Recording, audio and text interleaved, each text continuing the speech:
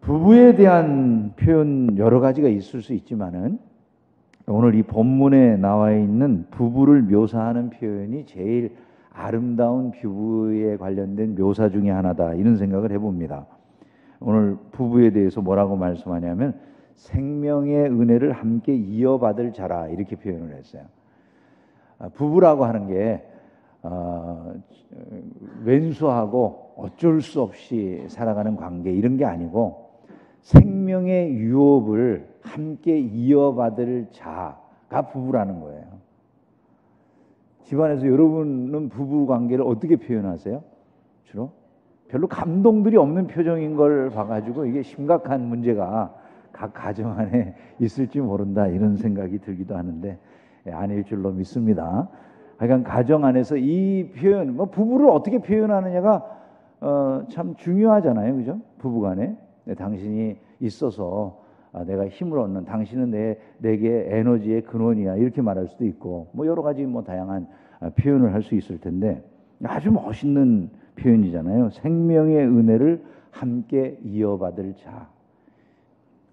이 구절이 의미하는 게 뭔가, 생명의 은혜를 함께 이어받는 자가 되었다. 이게 뭐를 의미하는가? 먼저는 이걸 생각할 수 있습니다. 이 구절은 부부가 한 몸이다라고 하는 것을 교훈해 주는 구절이라는 거예요. 이러므로 남자가 부모를 떠나 그의 아내와 합하여 둘이 한 몸을 이룰지로다. 근데 당연히 한 몸으로 살아간다, 이렇게 말을 하지만은 부부가 정말 하나인가? 이렇게 물어보면 사람들이 평생 살고도 부부가 각자 사는 집이 의외로 많아요. 민병권이라고 하는 분이 자기 집이 이사를 간 다음에 아내와 함께 산책을 나갔다가 그때 아내의 손을 처음 잡아본 다음에 이런 글을 썼어요. 결혼하고 25년 넘어 처음 잡아본 아내의 손. 곁에 짝이 있으면서도 여태껏 왜 혼자 살았는지 이날 나는 비로소 아내가 참 짝임을 알았습니다. 이렇게 썼어요. 여러분 참 충격이죠, 그죠? 25년을 같이 한 지붕 아래 부부로 살았어요. 애도 낳고 그리고 사는 거죠. 그런데 이 남편의 마음속에는 둘이 한 짝이라는 생각을 절대로 한 적이 없다는 거예요. 25년 동안 혼자 살았다고 그분이 말을 했어요. 실제로 가정 안에서 이런 일이 일어나지 않는다고 여러분 자신할 수 있으세요? 여러분의 아내나 여러분의 남편이 참으로 나와 한 몸을 이룬 사람이구나, 이런 생각을 하면서 사십니까? 우리는 진지하게 그런 것을 물어보지도 않고 그냥 오늘 하루하루를 살아가는 경우들이 많이 있다는 거죠. 근데 이 말씀은 생명의 은혜를 함께 이어받을 자다라고 하는 그 말씀 속에는 부부가 바로 한 몸이다, 이것을 의미하는 내용이 담겨져 있다는 겁니다. 뿐만 아니라 부부는 생명의 은혜를 누림에 있어서 동등한 위치에 있다라고 하는 것을 이 말씀은 우리에게 보여주고 있습니다. 부부가 생명의 은혜를 함께 이어받을 자다라고 하는 표현은 생명의 은혜를 누리는 데 있어서 부부가 동등한 위치에 있다라고 하는 것을 말씀한다는 거죠. 생명의 은혜를 이어받는데 누구는 더 받고 누구는 덜 받고 하는 게 아니라 함께 이어받는다, 그 말이죠. 그럼 생명의 은혜가 뭐냐, 이런 생각을 할 수 있는데요. 먼저 이 생명의 은혜라고 하는 것은 부부간에 태어나는 자식을 의미한다고 볼 수가 있어요. 왜냐하면 오늘 읽은 이 3장 7절 앞부분에 보면은 지식을 가지고서 아내와 동거하라, 이런 말씀이 나오고 그 뒤에 이어서 생명의 은혜에 대한 언급이 나오기 때문에 동거의 결과로 나타나는 생명의 은혜로 볼 수가 있어요. 그래서 그것은 부부가 함께함으로 태어나는 자식에 대한 이야기다, 이렇게 말씀할 수가 있다는 거죠. 그러나 이것만이 끝은 아니에요. 영적인 의미가 그 안에 담겨 있다고 해석하는 분들이 있는데 이 베드로 사도가 1장 4절에서 이런 말을 해요. 유업을 있게 하신다. 유업을 있게 하신다. 그때 하늘나라 유업을 말하는 거예요. 하늘나라 유업. 그런데 이 유업을 있게 하신다라고 하는 것에 쓰여진 헬라어 단어하고 은혜를 이어받는다라고 할 때 쓰여진 헬라어 단어가 똑같은 단어예요. 그래, 은혜를 이어받는다, 헬라어 상으로는 똑같은 용어가 사용되고 있으니까 사실은 같은 말이죠. 은혜를 이어받는다는 게 유업을 있게 하신다는 말과 똑같이 번역할 수 있는 그런 말이라는 뜻이잖아요. 그래서 이 표현이 그대로 옮겨와서 쓰여진 것을 가지고서 이건 같은 단어이기 때문에 베드로 사도가 의도적으로 1장에서 사용한 말을 여기서 반복한다고 본다면 여기에 생명의 은혜라고 하는 것은 영원한 하나님 나라의 축복을 의미하는 거다. 이렇게 이제 해석하는 분들도 있는 거예요. 두 가지 의미가 어떤 것이든지 상관이 없어요. 부부가 자녀를 낳아 기르며 그 생명을 이어가는 것이든지 아니면 하늘나라의 영원한 생명의 유업을 받는 것이든지 이것은 아무런 상관이 없이 분명한 것은 부부가 함께 그것을 누리게 된다는 거예요. 육신적으로 자녀를 낳아 기르면서 그 자녀를 통해 누리게 되어지는 모든 하나님의 은택도 동등하게 누릴 수 있고 영원한 하나님의 나라의 유업 또한 그것도 동일하다는 거예요. 여러분 자녀를 갖다가 우리가 어렸을 때 유아 세례를 주잖아요. 그죠? 유아 세례를 주는 이유가 무엇입니까? 부모님들이 받아 누리는 그 영적인 축복이 자녀들에게 언약 안에서 동일하게 전해진다라고 하는 걸 믿음으로 우리가 유아 세례를 주는 거죠. 그죠? 그러니까 이 영적인 축복이 그대로 이어진다. 부부가 함께 누리는 축복이다라고 하는 것을 말씀한다는 거예요. 세 번째로 우리가 이 말씀, 이 표현 생명의 은혜를 함께 이어받는 자라고 하는 이 표현은요, 서로를 존중히 여겨야 된다는 의미가 담겨져 있는 거예요. 생명의 유업을 함께 이어받을 자인데 서로를 존중히 여기지 않는다는 건 말이 안 되는 것이죠. 같이 생명의 유업을 그리고 영원한 하나님 나라의 축복들을 이어받을 자들로서 서로를 귀히 여겨야 된다라고 하는 내용이 이 안에 담겨져 있는 것입니다. 그래서 생명의 유업을 이을 자로 하라. 어떻게 하라고 말씀합니까? 귀히 여기라. 이렇게 되어 있죠. 근데 이 귀히 여긴다라고 하는 말은 좀 그 번역이 약간은 그 원어상하고는 뉘앙스가 조금은 달라요. 조금 단어라고 하는 게 미묘하잖아요. 귀히 여기라 그랬는데 이 귀히 여긴다라고 하는 말이 원어상으로는 리스펙트 한다라고 하는 그런 의미예요. 귀히 여긴다라고 하는 개념하고 리스펙트, 존경한다는 건 좀 다르죠. 어느 쪽이 더 세 보이세요? 그러니까 여기에서 이 본래적 의미는 그냥 귀히 여긴다는 게 아니라는 거예요. 무슨 집안에 있는 무슨 보물 귀하게 여기듯이 귀하게 여기는 의미가 아니라 아내를 존경한다. 그런 의미가 여기에 담겨져 있다는 거예요. 그러면 아까 우리가 교동문을 읽을 때 아내들이 남편을 존경하라 이렇게 되어 있고 여긴 남편들을 향해서 남편들이 아내들을 존경하라 이렇게 되어 있으니까 부부는 상호간에 어떤 관계여야 된다는 의미가 됩니까? 서로를 존중히 여기는 존경하는 관계가 이루어져야 된다. 바로 그런 말씀이 된다는 거예요. 생명의 유업을 함께 이어받을 자들로서 부부는 서로를 존경하는 관계가 돼야 된다. 이건 여러분 굉장히 우리에게 충격적인 말이에요. 유교 사회에서 배울 수 없는 것, 그리고 어떤 다른 세상의 많은 종교 사회에서 배울 수 없는 것을 지금 성경이 우리에게 교훈하고 있다. 이것을 알아야 된다는 거예요. 그러면 이 말씀이 오늘을 살아가는 우리 가정들을 향해서 교훈하는 게 뭔가, 이 생명의 유업을 함께 이어받을 자라고 하는 사실을 부부가 깨닫게 되었을 때 오늘 우리 가정의 모습을 어떻게 이어가야 되는가 하는 것들을 이제 고민해야 되죠. 요즘은 이제 가정 해체라고 하는 게 이루어지고 있다. 사실 그런 이야기들을 합니다. 가정이 어떻게 해체되고 있는가? 예전에는 가정이 남편과 아내로 한 남자와 한 여자가 만나서 결혼을 하는 게 당연한 모습이었잖아요. 근데 요즘은 이제 성평등 이런 사회가 된다는 걸 벌써 여러 번 말씀을 드리지 않습니까? 성평등이라는 말은 별로 나빠 보이지 않는 말인데 양자를 앞에 빼니까 이상해져요. 양성이 아니라 성평등, 그러니까 성평등이라고 하는 용어 속에는 더 많은 성의 개념을 포함시키겠다는 의도가 담길 위험성이 있다는 거예요. 이제는 아예 하나의 가정이라고 하는 게 남자와 여자가 만나서 아이를 낳으면서 살아가는 이런 게 아니에요. 그냥 보편적인 그런 일반적인 우리 성에 대한 의식이 다 사라져버리고 부부가 만난다고 했을 때 부부는 남자와 여자가 아니어도 상관이 없다는 거예요. 전통적인 성경의 가정이 깨지는 거죠. 신앙인들은 이런 세상 한가운데서 오늘 말씀을 통해서 깨달아야 될 게 이거예요. 오늘 이런 세상 한가운데서 가정의 가치를 지키는 사람들이어야 된다는 거예요. 한 남자와 한 여자가 만나서 자녀를 낳고 기르는 그런 가정이라고 하는 것의 가장 기본적인 가치를 지킬 줄 아는 것이 그것이 신앙인의 가정이어야 된다는 것이죠. 부부는 하나님이 짝지어 주신 것이다. 우리는 그렇게 배웠어요. 그죠? 그게 신자가 가정을 이해하는 방식이에요. 내가 육신적으로 좋아서 만나는 게 아니에요. 하나님이 짝지어 주신 자들이 만난 거예요. 성경에 마태복음 19장 6절에 그런 적 이제 둘이 아니요 한 몸이니 그러므로 하나님이 짝지어 주신 것을 사람이 나누지 못한다. 이렇게 말씀을 했거든요. 그러니까 우리는 성경대로 믿는 사람들이니까 부부는 우리의 육신적 욕망 때문에 만난 것이 아니라 하나님이 어느 날 아담에게 하와를 데리고 오시듯이 이 70억 인구 가운데 이 많은 인구들 가운데 바로 이 사람을 하나님이 나에게 데려다 주셔서 만나게 하시고 결혼에 이르게 하셨다. 이런 믿음을 가지고 부부가 서로를 바라보는 거다 그 말이죠. 그게 생명의 유업을 함께 이어받을 자라고 서로를 바라보는 관계 속에서 나올 수 있는 의식들인 거예요. 부부가 함께 이런 생각을 하고 있다면 부부는 특별한 은혜의 관계 속에 있는 것입니다. 그런데 기본적인 이런 생각을 상실하고 결혼은 단순히 성적인 만족을 위해 하는 것이다. 이기적인 자기 욕망을, 성적 욕망을 충족시키는 그런 관계가 결혼이라고 생각한다면 이제 그 결혼은 더 이상 신비적인 의미는 없는 거예요. 육신의 의미만 딸랑 남아있는 거예요.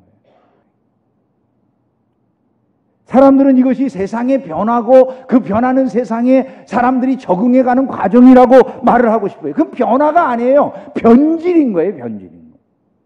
변화와 변질은 다른 거예요. 변화와 변질. 이거는 가정의 개념 자체를 완전히 새롭게 변질시켜가지고 전혀 가정이 아닌 다른 것이 되는 거예요. 근데 사람들이 그것을 변화라고 이야기를 해요. 변화가 아니라 변질이라고. 어둠이 관영하고 있는 이 세상 한가운데 가정 역시 깨어지고 있다는 것을 잊지 않기를 주님의 이름으로 축원합니다. 그 속에서 빛의 가정은 어떻게 살아갑니까? 부부가 서로 아름답게 정말 생명의 유업을 함께 나눌 자들로서 자녀를 양육하고 영원한 천국의 소망을 두고 살아가는 거예요. 나태주 시인이 노라고 하는 시를 썼는데 이런 시예요. 아들이 입대한 뒤로 아내는 새벽마다 남몰래 일어나 비어있는 아들 방문 앞에 무릎을 꿇고 앉아 몸을 앞뒤로 시계추처럼 흔들며 기도를 한다. 하나님 아버지 어떻게 주신 아들입니까? 그 아들 비록 어둡고 험한 곳에 놓일지라도 머리털 하나라도 상하지 않도록 주님께서 책임져 주옵소서. 도대체 아내는 하나님께 미리 빚을 놓아 받을 돈이라도 있다는 것인지 계속해서 책임져 달라고만 되풀이 기도를 드린다. 딸아이가 고3이 된 뒤로부터는 또 딸아이 방문 앞에 가서도 여전히 몸을 앞뒤로 흔들며 똑같은 기도를 드린다. 하나님 아버지 이미 알고 계시지요. 지금 그 딸 너무나 힘든 공부를 하고 있는 중이오니 하나님께서 그의 앞길에 등불이 되어 밝혀주시고 그의 모든 것을 책임져 주시옵소서.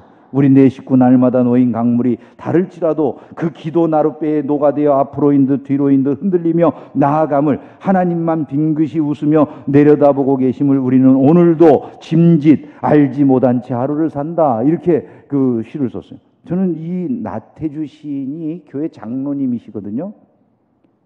교회 학교 교장 선생님, 초등학교 교장 선생님 하시고 이분이 교회 장로님이신데 이분의 이 시를 읽으면서 이 시 속에 바로 생명의 유업을 함께 이어받는 신자의 삶이 있다고 생각을 했어요. 생명의 유업을 함께 이어받는 신자의 삶은 이렇게 자녀를 신앙으로 양육을 하고 그 부부가 함께 하나님 앞에 하나님 앞에서 자신들이 서서 지금 살아가고 있다는 것을 날마다 인식하며 사는 바로 이 삶이 함께 그 생명의 은혜를 이어받는 자로서 살아가는 것이다라는 걸 잊지 않기를 주님의 이름으로 축원합니다. 여러분 이런 삶이 우리에게 있어야 된다. 부부는 가정 안에서 서로를 존중히 여겨야 된다라는 것을 잊지 마세요. 여러분 이것이 이 말씀이 우리에게 주는 교훈이라는 걸 이미 앞서 살펴봤잖아요. 아내와 남편이 서로를 존중히 여긴다는 건 말 속에서부터 드러나야 됩니다. 그 인간 말이죠. 내가 그 인간 때문에 그 왼수대기 때문에 삶을 살 수가 없어. 이렇게 말하면 안 되는 거예요. 표현이라도 그렇게 하지 말고 존중히 여겨야 돼요. 아내의 얼굴은 남편의 작품이고요. 남편의 얼굴은 아내의 작품인 거예요. 서로를 보면서 서로가 상대방이 어떻게 하고 있는지를 볼 줄 알아야 돼요. 부부는 서로를 존중히 여기는 관계라고 했는데 돕는 배필이라고 하는 말을 어디다 써먹느냐면 상대방을 부려먹는 데 쓰려고 그래요. 그게 아니에요. 돕는 배필이라는 것은 남을 부리는 관계를 의미하는 게 아니에요. 그것의 원뜻은 이런 거예요. 전쟁터에 나갔어요. 전쟁터에 나갔는데 내가 적과 싸우다가 폐색이 짙어졌어요. 지금 내가 금방 죽을 것 같아요. 그런데 갑자기 뒤에서 원군이 왔어요. 갑자기 비행기가 날아오더니 적들을 폭격을 하는 거예요. 그리고 탱크 부대가 뒤에 오더니 그 탱크 부대가 지원 사격을 해주는 거예요. 그러면 여러분 그 지원군이 뒤에 나타난 것 때문에 얼마나 큰 힘을 얻겠습니까? 그 순간에 용기가 나서 적을 다 이제 제압하고 이길 수가 있었어요. 그것이 바로 돕는 배필이에요. 그 돕는다는 의미의 돕는다는 것은 지원한다, 응원한다 이런 의미예요. 아내가 나타나고 남편이 나타나면 상대방이 느낄 때 지금 나를 지원할, 나를 응원할 그런 구원자가, 능력자가 지금 내 뒤에서 나를 위해 떡 버티고 있는 거야. 이런 생각이 나야 되는데 그게 아니라 돕는 배필. 그러니까 지금부터 너는 내가 부려먹을 인간이야. 이게 아니라 말이야. 의미 자체를 잘못 아니까 가정이 무너지고 삶이 무너지는 거예요. 남편과 아내는 서로 높낮이가 있는 것이 아니라 서로 존중이 여겨야 되는 관계라는 것을 이 말씀을 통해서 우리가 깨달아야 된다는 것이죠. 우리는 이 시대의 거짓된 교훈을 경계해야 됩니다. 가정을 무너지게 하는 거짓된 교훈들이 너무나 많이 있잖아요. 요즘 우리는 교육을 어디서 받는가? 제가 가만히 보니까 요즘 우리는 교육을 다 텔레비전에서 받더라고요. 텔레비전에서. 예전에는 다 부모님이나 학교에서 교육을 받았는데 요즘은 학교나 부모님에게서 받는 것보다도 더 텔레비전의 교육이 커졌어요. 먹을 것도 텔레비전에서 교육을 받고, 입을 것도 받고, 생각할 것도 받고, 꿈꿀 것도 받아요. 여러분 그런 생각 안 드세요? 무엇을 해야 될지가 텔레비전에서 다 나와요. 옛날에는 음식을 하려면은 어머니 아버지한테 가서 배워야 됐어요. 어머니, 우리 남편이 좋아하는 음식은 어떻게 해야 되는 거예요? 이렇게 물어보면 어머니가 가르쳐 줬잖아요. 요즘 자기 어머니한테 가가지고 그런 거 물어보는 사람이 어디 있습니까? 그죠? 세계의 인류적인 아주 한식의 대가, 양식의 대가 이런 사람들의 레시피가 쫙 있잖아요. 그죠? 지식인에게 물어보시기를 바랍니다. 네이버에 물어보면 다 대답해 주세요. 동영상으로 다 나와 요즘은. 그죠? 동영상으로 유튜브에 어떻게 요리를 해야 되는지 찻숟가락으로 몇 스푼 반 스푼 마늘은 뭐를 넣고 남자가 나와서 다다다다다다다다 이 요리는 얼마나 기가 막히니. 부모에게 배울 필요. 제사상을 차리는 거 옛날엔 부모님이 다 가르쳐 줘야 되잖아요. 자식 하나하나 놓고 제사상에 여기는 뭐를 홍동백서 어쩌고 저쩌고 이런 얘기 해주면서 가르쳐 줘야 되는데 요즘 그런 거 가르쳐 줄 필요가 뭐가 있어요? 지식인에게 물어보세요. 그냥. 그럼 다 나와. 부모님보다 더 정확해. 근데 여러분 다 좋아요. 텔레비전이 가르쳐주고 미디어가 가르쳐주는데요. 문제는 뭐냐면요. 비성경적인 요소들도 막 가르쳐지는 거예요. 성경이 우리에게 어떻게 옷을 입으라는 이제 더 이상 관심이 없어요. 연예인이 우리를 앞서가면서 어떤 옷을 입느냐가 더 관심이에요. 그렇지 않습니까, 여러분? 자녀에게 여러분 어떤 옷을 입히고 싶으세요? 성경적인 옷을 입히고 싶으세요? 사회가 무너지는 속도가 너무 빠르다고 여겨지지 않으세요? 길거리를 가다가 옛날에 남녀가 서로 길거리, 사거리, 사람 많은 데서 눈 보이는 데서 입을 맞춘다는 걸 상상이나 했습니까, 여러분? 근데 요즘은 막 길바닥에서 아무나 그냥 젊은 애들이 그냥 서로 부둥켜 안고 있어가지고 아이고 땀띠 나겠다 저놈들 그런 생각이 들어요. 카페 같은 데 앉아 있을 수가 없어요. 옆에서 하도 소리가 들려갖고 안 쳐다봐. 근데 여러분 애들이 하는 걸 보면서 그런 거 모습 이상하다고 어른들이 뭐라고 하면서 요즘은 어른들도 똑같이 하는 거 아시죠? 텔레비전에서 시키는 대로 다 해요. 어른들이. 잘못을 그런 인사법이나 이런 걸 지금 잘했다 잘못했다를 이야기하는 건 아니에요. 서양식 인사를 해도 좋습니다. 근데 여러분 이런 걸 생각해 보셨어요? 우리가 지금 하고 있는 이 모든 것들이 우리가 미디어를 통해서 본 것대로 그냥 하는 거지 성경을 통해서 한 번이나 걸러본 적이 있었는가 이런 걸 생각하지 않는다는 거죠. 성경을 통해서 걸러야 돼요. 너무나 많은 잘못된 것들이 가정생활에 대해서도 온갖 잘못된 것들이 웃음의 소재로 잘못된 가르침으로 막 들어오는데 도무지 그것을 어떻게 걸러내지를 못해요. 그냥 막 그렇게 살아도 되는 줄로 착각을 하는 거예요. 스타들이 하는 걸 보면서 그대로 따라서 똑같이 화장도 머리도 염색도 차도 또 내가 마시는 것도 유행하는 모든 것들을 그대로 따라하는 것이 그냥 마치 그것이 잘하는 것처럼 잘못 생각하는. 미디어가 이끄는 대로 사람들이 로봇처럼 움직인다는 생각 안 드세요, 여러분? 적어도 신자는 세상을 판단하는 능력이 있는 자들이에요. 세상이 신자들에게 심판을 받는 거예요. 판단을 받는 것은 세상이 신자들에게 판단을 받는 거지, 신자가 세상과 똑같은데 무슨 세상을 신자가 판단할 기준이 있느냐, 그게 아니고요. 우리가 세상을 판단하는 자들이라고요. 주일도 없고 하나님도 없고 미디어에서 말하는 대로 다 여행만 다니고, 그게 전부가 아니라는 거예요. 신자는 자기 삶의 기준이 뚜렷하게 있어야 돼요. 스타들을 향해서 아무나 다 아무개 신 그러니까 다 신이라고요? 신자는 그렇게 안 불러야 돼요. 조심해야 된다고. 여러분, 생명의 은혜를 함께 이어받는 가정의 가치를 결코 잊지 않기를 주님의 이름으로 축원합니다. 서로를 존중히 여기는 가정은 영적으로 충만한 은혜를 누리며 살게 된다고 성경이 말씀했어요. 기도가 막히지 않는다, 기도가 응답된다라고 말씀하잖아요. 생명의 은혜를 함께 이어받아야 될 부부가 불화하며 살면 영적인 복이 올 길이 막힌다는 거예요. 그러나 생명의 은혜를 함께 유업으로 이어받을 그 부부가 서로 사랑하고 존중하며 귀하게 여기며 삶을 살아간다면 그 끝에 하나님은 넘치는 기도의 응답을 주실 것을 말씀하고 있는 것이죠. 말씀을 맺겠습니다. 바닐라 스카이라고 하는 영화가 있었대요. 내용은 잘 모르겠습니다만은 그 영화 중에 이런 대사가 나온다고 그러더라고요. 1분마다 인생을 바꿀 수 있는 기회가 온다, 이런 말이 나온대요. 참 의미 있는 말로 생각이 됐어요.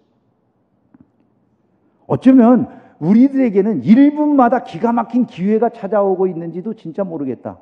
아니, 목사님 지금 1분 지나가지고 뭔 기회가 내게 있다는 겁니까? 이렇게 생각할지 모르시지만요, 사실은 지금 여러분들이 1분 안에 결정할 수 있는 게 너무 많아요.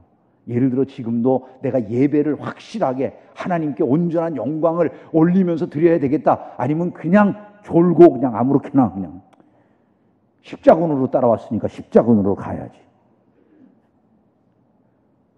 이러고 예배할 수도 있어요. 근데 여러분, 하나님과의 관계에서 여러분들이 지금 그 간단한 1분 안에 결정하는 그 결정이 하나님의 축복을 여러분의 삶에 끌어당길 수 있다는 생각을 해보신 적이 있습니까? 이런 이 글을 읽어봤어요. 이진희 작가라고 하는 사람이 어른인 척이라고 하는 책에 쓴 글인데요, 이런 얘기. 어린 시절 발표하기 위해 손을 들 만큼의 용기만 있다면, 매일 바지 입는 사람이 어느 날 치마를 입고 나갈 수 있을 만큼의 용기만 있다면, 싫은 걸 싫다고 거절할 수 있는 정도의 용기만 있다면, 딱 그만큼의 용기만 있다면 지금과 전혀 다른 세상에서 전혀 다른 나로 살아가고 있을지도 모른다, 이렇게 썼어요. 이러고 한번 생각해 보세요. 어렸을 때 학생이, 선생님이 야 누구 발표할 사람, 자기가 들고 싶은 마음이 막 있지만은 그게 눌려가지고 이걸 못 들었어요. 근데 내가 옆에 있던 친구는 손을 번쩍 들더니 그 나가서 발표를 한 거예요. 그 짧은 결단의 시간, 그거를 보면서 한 아이의 마음속에 열등감이 들어올 수 있잖아요. 어떤 아이는 그 순간 자기가 손을 번쩍 드는 그 용기 하나 때문에 평생 자신감 있게 인생을 살아갈 수도 있고요. 가정에 대해서 여러분 그런 생각을 저는 할 수 있다고 생각했어요. 우리 가정을 향한 하나님의 선한 뜻을 우리가 배우고 알았습니다. 무너진 부부관계를 보면서 어찌할 수 없다고 포기하기 전에 남편이나 아내를 향해서 한순간 갑자기 결단하고, 미안해 여보, 내가 잘할게. 여러분, 어쩌면요, 그 순간적인 결단과 행위가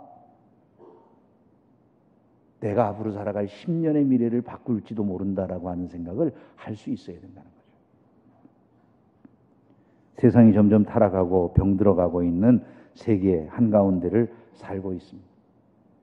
크리스찬의 가정이 세상을 판단하는 가정입니다. 가장 소중한 가정을 이룬 상황에서 세상을 부러워하는 가정으로 쓴다는 것은 부끄러운 일입니다. 저와 여러분들이 이루는 가정이 세상 모든 사람들에게 빛된 가정으로 아름답게 서기를 주님의 이름으로 축원합니다.